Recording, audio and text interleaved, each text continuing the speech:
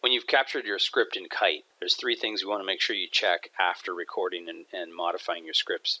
So we got 3 tips here to keep in mind. The first of those is use brief yet meaningful page names. By default, let me jump over to Kite here. Kite captures the title tag from the page that was recorded as the page name in your script. And that name gets used in the charts as well. And at times there is not a whole lot of room for the page names and the titles. So what we like to do is name the pages much more brief page names. So the best practice here is to change those to something shorter. So if it's my measurement, I might just call this home page. You want to make sure that each page name is unique as well. So the next page I followed this link video. So maybe I just call that video. I can just type video here, change the page name. And then the third one was popular videos. I might just call that popular videos or popular. That's plenty. So keep your page names nice and brief. That'll help keep things usable in the My Keynote charting interface as well. The second tip is look at your completion events if you're using TXP scripts and check for any that look like they could be trouble. The only one that really is going to be trouble is if you have a download cycles count that's really high. So download cycles 9, for example, some number larger than 1. Here's my script. I've got the home page for CNN.com as step 1. Download cycles 20 is what got recaptured as a completion event. That is absolutely suspect. The download cycle count is how many times the document gets fulfilled by the browser.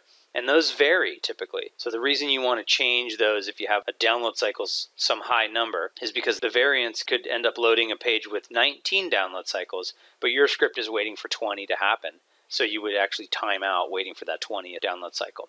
So the best practice here is at any time that you see download cycles larger than 1, it could be 3, 5, 9, 10, 20, whatever, you can either change it to 1 and replay your script, but the better approach is to change the completion type. Click on completion and change it from browser down in the properties window here to HTTP messages, and then it'll drop in a different type. Inactivity of 1000 milliseconds. This means look for a silence of network activity, and after that the agent knows that the page is finished and we'd stop the timer and minus off that time. So you can change that to 3000 if you want. That's sort of a standard completion event. 3 seconds of network silence means the page is finished. And again, that 3 seconds is always minused off of the page time. It doesn't get counted towards your page load time. So that's the completion rule check. You want to look for download cycles. The next one's download cycles 1. That should be fine. And the next one, captured inactivity of 1000 milliseconds. That should be fine as well. The only ones you're going to convert is when you see download cycles 5 or 9 or 10 or whatever. Third rule is quickly take a look at your timeout value and make sure that it's not too high. You're given a timeout in Keynote of 60 seconds for a script of 1 to 5 pages. If it's larger than that, we'll capture a timeout of 12 seconds times the number of pages. So if you had a 7-page script you recorded, the timeout would be 84 seconds at the time of recording. So let me jump back over to Kite here. I've got a timeout shown at the top of my script here of 84 seconds. But my script is only 3 steps. You can see that right here. So if I recorded a 7-step script and then I deleted a handful of steps and I ended up only with 3, the Kite recorder will still have an 84-second timeout because it doesn't automatically adjust for you. There's a reason for that, and that's because we want to give you the ability to change the timeout to something longer if you want it.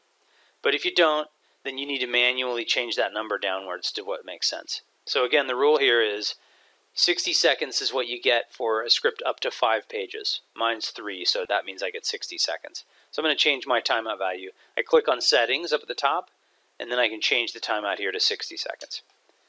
Now if I had a 10-page script, that is more than 5, and I would be allowed 12 seconds times the number of pages of 10. So I'd have a 120-second timeout.